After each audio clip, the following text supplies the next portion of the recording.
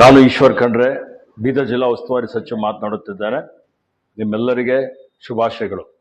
ಆತ್ಮೀಯ ಬಂಧುಗಳೇ, ನಿಮ್ಮೆಲ್ಲರಿಗೆ ತಿಳಿದಿರುವಂತೆ ಪ್ರತಿ 10 ವರ್ಷಕ್ಕೊಮ್ಮೆ ಕೇಂದ್ರ ಸರ್ಕಾರ ಜನಗಣತಿ ನಡೆಸುತ್ತದೆ. ಆದರೆ 2021ರಲ್ಲಿ ನಡೆಯಬೇಕಿದ್ದ ಜನಗಣತಿ ಕೋವಿಡ್ನಿಂದ ನಡೆದಿರುವುದಿಲ್ಲ.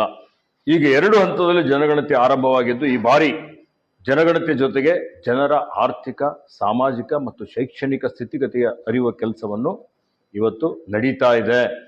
ನೀವೆಲ್ಲರೂ ನಿಖರವಾಗಿ ಮಾಹಿತಿಯನ್ನು ನೀಡುವಂತೆ ನಾನು ನನ್ನ ವತಿಯಿಂದ ತಮ್ಮೆಲ್ಲರಿಗೆ ಕೋರುತ್ತೇನೆ. ಮೊದಲ ಹಂತದಲ್ಲಿ ಮನೆಗಳ ಪಟ್ಟಿ ಮಾಡಲಾಗುತ್ತಿದ್ದು, ಸ್ವಯಂ ಮಾಹಿತಿಯ ದಾಖಲೀಕರಣಕ್ಕೆ ಕೇಂದ್ರ ಸರ್ಕಾರ ಅವಕಾಶ ಕಲ್ಪಿಸಿಕೊಟ್ಟಿದೆ. ನೀವೆಲ್ಲರೂ http://se-census.gov.in ವೆಬ್ಸೈಟ್ನಲ್ಲಿ ನಿಮ್ಮ ಮನೆಯ ವಿವರಗಳನ್ನು ದಾಖಲಿಸಲು ನಾನು ಕೋರುತ್ತೇನೆ. ನಾನು ಕೂಡ ಈಗಾಗಲೇ ವೆಬ್ಸೈಟ್ ಮೂಲಕವೇ ನನ್ನ ನಿವಾಸದ ವಿವರ ದಾಖಲಿಸಿದ್ದೇನೆ. ನೀವು ಈ ವೆಬ್ಸೈಟ್ನಲ್ಲಿ ಲಾಗಿನ್ ಆದಾಗ ಸೆಲ್ಫ್ ಎನ್ಯುಮರೇಷನ್ ಪುಟ ತೆಗೆದುಕೊಳ್ಳುತ್ತದೆ ಮತ್ತು ನಿಮ್ಮದೇ ಭಾಷೆಯಲ್ಲಿ ವಿವರಗಳನ್ನು ಕೇಳುತ್ತದೆ. ಆ ಪ್ರಕಾರವಾಗಿ ನೀವು ಮಾಹಿತಿ ದಾಖಲಿಸಬಹುದು.